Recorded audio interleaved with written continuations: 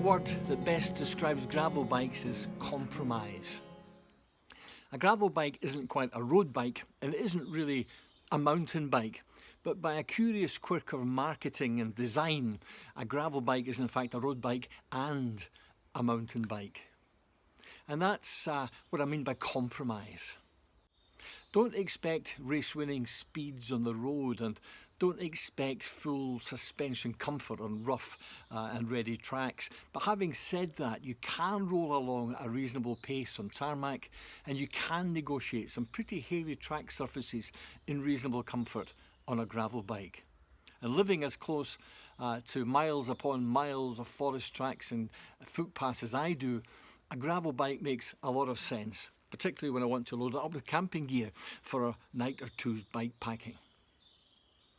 And it was with bike packing in mind that I recently splashed out on a Whyte Dean gravel bike. This is brand new for 2021 and is Whyte's entry-level gravel bike. It costs about £1,300. Now, entry-level it may well be, but for your money you get a 2x10 Shimano group set, full hydraulic brakes, tubeless ready tyres by Schwalbe with race guard puncture protection.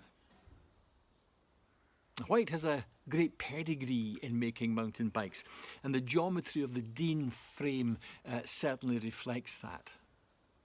Okay, so let's have a look at the bike itself. The frame is 6061 aluminium alloy with a tapered head tube and BBAX internal cable routing, which is great if you want to carry a bar pack and don't want to interfere with brake and gear cables. The chain is a Sunrise CN 10 speed, and front and rear brakes are Shimano GRX, as are the brake levers.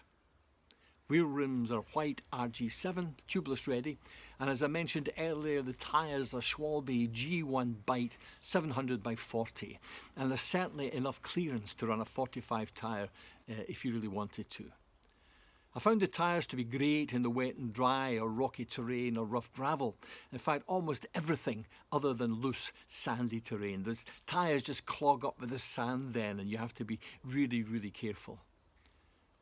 The handlebars are quite interesting. They're extra wide for better off-road control, and these ones on a size 54 bike are a full 460mm wide.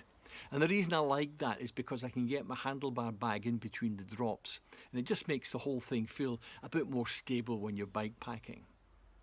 Grips are Whyte's own anti-slip crossbar tape, and the saddle is a Whyte custom model, and I have to say is reasonably comfortable.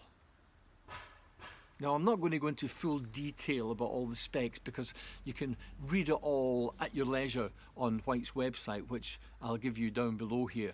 But for the moment, I can only say I'm absolutely delighted with this bike. I've only had a handful of outings on it so far, so I'll get back to you with another video in a few months' time and let you know how it's going. Finally, you might be asking, where is my e-mountain bike?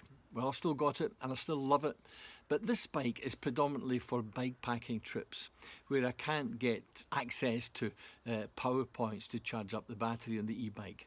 The only power point this bike will see are these two aging legs. What more do you need? See you next time.